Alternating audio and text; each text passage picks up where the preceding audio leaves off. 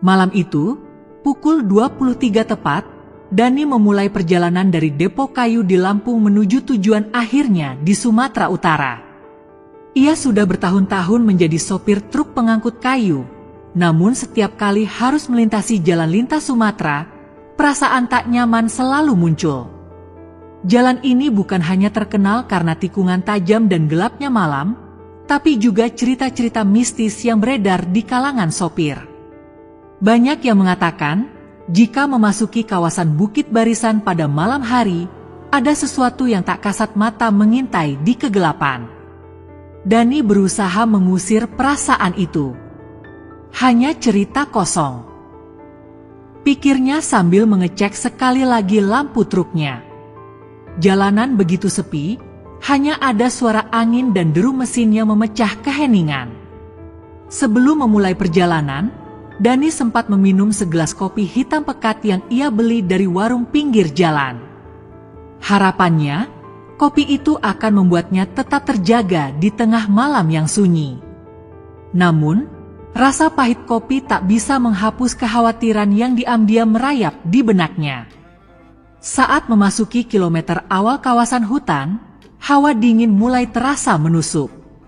Dani menyalakan AC di dalam kabin untuk mengurangi embun yang mulai menutupi kaca depan. Di luar, pemandangan hanya dipenuhi bayangan pohon-pohon besar yang tampak seperti raksasa dalam gelap. Udara malam semakin dingin, dan suara burung hantu terdengar dari kejauhan. Dani melirik jam di dashboard, waktu berjalan lambat, dan jalan yang ia tempuh masih panjang. Ia menghela napas panjang dan menatap lurus ke depan. Namun, sesuatu yang aneh mulai terasa.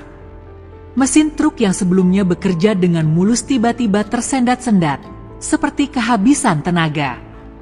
Dani mencoba menenangkan diri. Mungkin cuma masalah kecil, ya katanya dalam hati sambil mencari tempat untuk menepi. Ia berhenti di pinggir jalan, turun dari kabin, dan membuka kap mesin.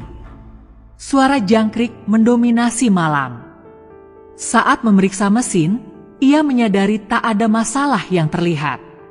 Oli cukup, kabel-kabel tersambung dengan baik, dan radiator dalam kondisi prima. Tapi, rasa tidak nyaman itu semakin kuat. Ketika ia menutup kap mesin, Dani merasa ada sesuatu yang mengawasinya. Ia memutar kepalanya ke kanan, lalu ke kiri, tapi tak ada apa-apa selain gelap dan bayangan pohon. Mungkin cuma perasaanku saja, gumamnya, mencoba meyakinkan diri. Namun, langkah kakinya terasa berat saat ia kembali ke kabin. Saat duduk di kursi kemudi, Dani melirik kaca spion. Bayangan dirinya terlihat, tapi ia merasa ada sesuatu di belakang. Dengan cepat, ia memutar tubuhnya, namun yang ada hanyalah kursi kosong di belakang kabin. Dani menyalakan kembali mesin truk dan melanjutkan perjalanan. Kali ini, ia merasa seperti ada yang berbeda dengan atmosfer di sekitarnya. Lampu truk menyinari jalan, namun bayangan-bayangan dari pepohonan di tepi jalan tampak lebih hidup, seperti bergerak mengikuti kendaraan. Hawa dingin semakin menusuk, dan keringat dingin mulai membasahi punggung Dani. Ia menyalakan radio untuk mencari hiburan, namun alih-alih lagu atau suara penyiar, yang terdengar adalah suara berdesis, diikuti suara tawa kecil yang samar. Apa-apaan ini? Dani mematikan radio dengan cepat, jantungnya berdegup kencang. Ia mencoba fokus pada jalan, tapi matanya menangkap sesuatu. Di kejauhan, ada bayangan putih berdiri di tengah jalan. Dani mengurangi kecepatan, lampu truk menyinari sosok itu. Seorang wanita dengan gaun putih panjang, rambut hitam lebat menutupi wajahnya, berdiri tanpa bergerak. Dani merasa merinding, tapi ia juga tak bisa mengabaikan kemungkinan bahwa wanita itu membutuhkan bantuan. "Mbak, mau kemana?" Tanyanya dengan suara bergetar sambil membuka kaca jendela. Namun, wanita itu tidak menjawab. Ia hanya mengangkat tangan, menunjuk ke arah jalan yang gelap di depan.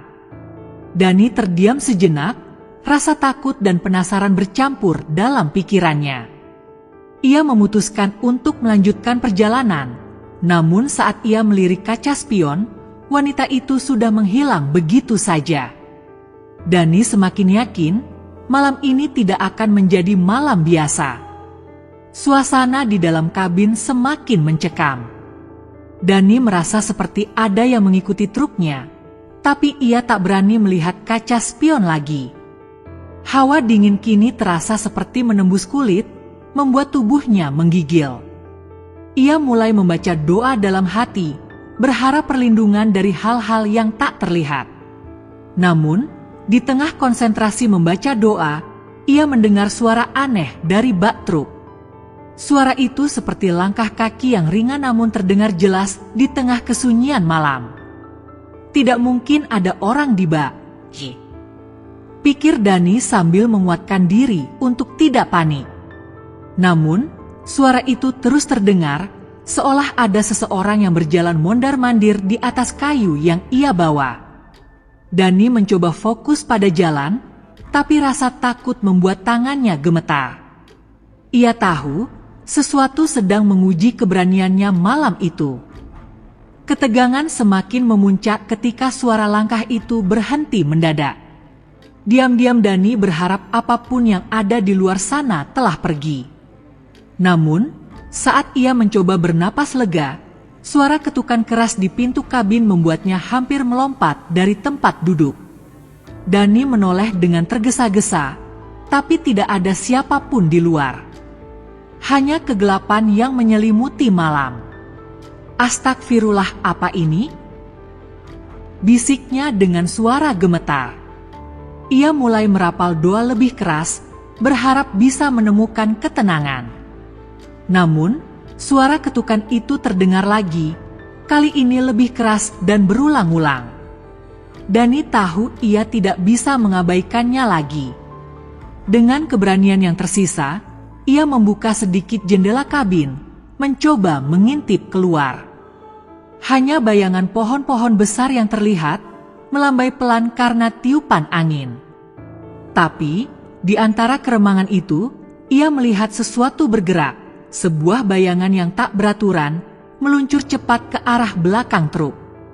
Dani buru-buru menutup jendela, merasa tubuhnya semakin lemas. Dalam kepanikan, Dani meraih telepon genggamnya untuk menghubungi teman sesama sopir. Namun, sinyal hilang total. Layar ponselnya hanya menampilkan tulisan "No Signal" berwarna merah. Ia menaruh kembali telepon itu di dashboard, mencoba berpikir jernih. Aku harus segera keluar dari jalan ini, pikirnya.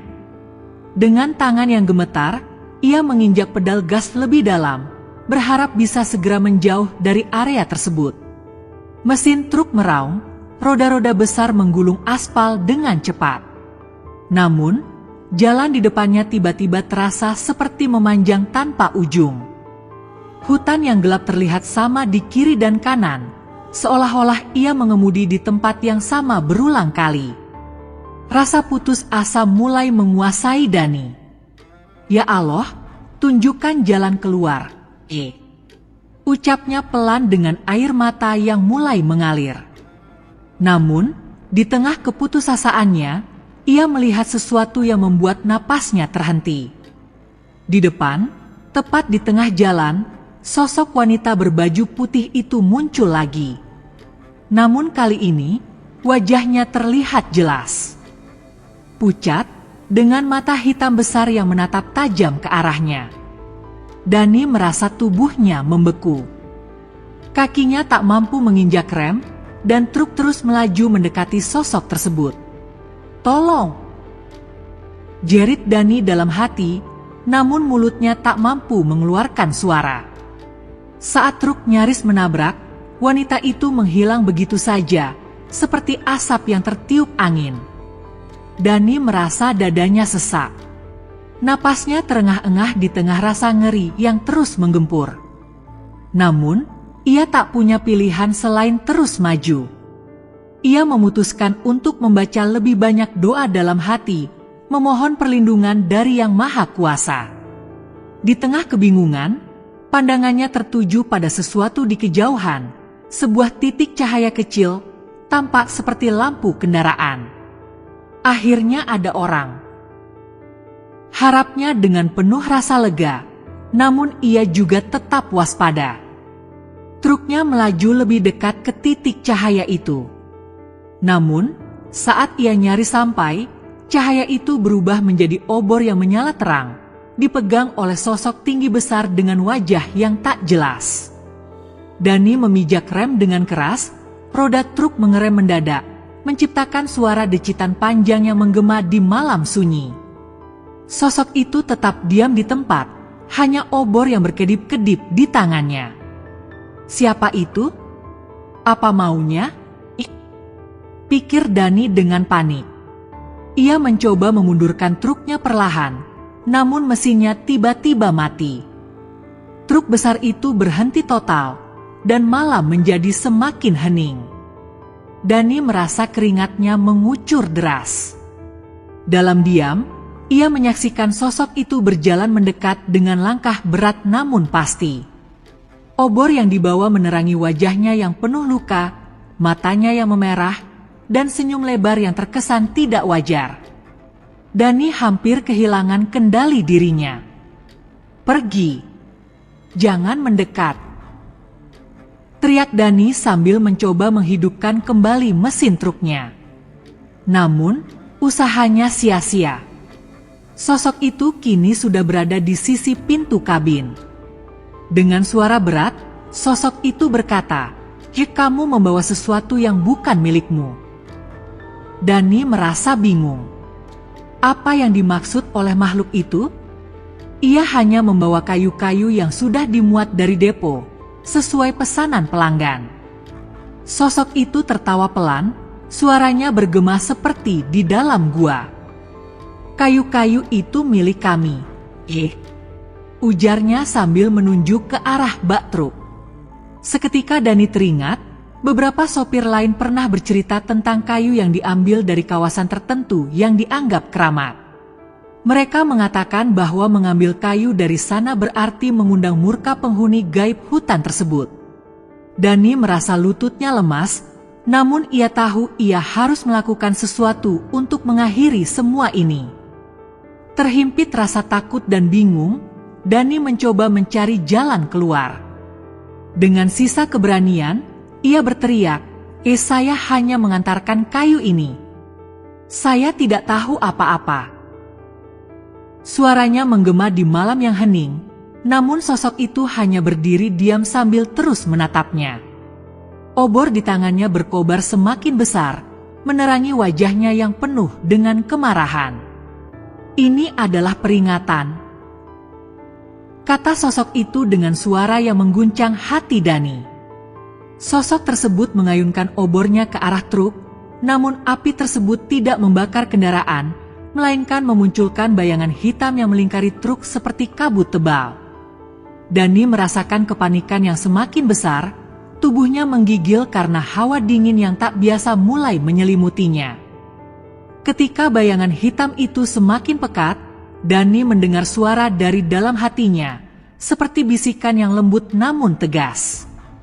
"Berdoalah dengan sungguh-sungguh." Ia pun memejamkan mata dan mulai membaca doa-doa yang ia hafal, meresapi setiap kata dengan sepenuh hati. Di tengah doa yang ia lantunkan, ia mendengar suara raungan keras, seperti makhluk besar yang sedang kesakitan. Dani tetap fokus pada doanya, tidak peduli dengan apa yang terjadi di sekitarnya. Perlahan, bayangan hitam tersebut mulai memudar, dan sosok besar dengan obor itu juga menghilang seperti asap yang ditiup angin. Dani membuka matanya, dan malam yang sunyi kembali terasa seperti biasa. Udara dingin yang menusuk perlahan menghangat, dan suara jangkrik kembali terdengar. Ia menghela napas panjang, merasakan kelegaan yang luar biasa. Mesin truknya tiba-tiba menyala kembali, seolah-olah tidak pernah mengalami kerusakan. Dengan tangan yang masih gemetar, Dani melanjutkan perjalanan. Ia tahu pengalaman ini akan menjadi pelajaran yang tak terlupakan. Saat pagi mulai menyingsing dan cahaya matahari menyapu jalan lintas Sumatera, Dani merasa seperti telah melewati sebuah ujian besar. Ia berjanji dalam hati untuk lebih menghormati alam dan segala isinya, serta tidak pernah lagi mengambil sesuatu yang bukan haknya. Baginya, malam itu adalah peringatan dari Sang Maha Kuasa bahwa manusia harus selalu menjaga keseimbangan antara dunia nyata dan dunia gaib.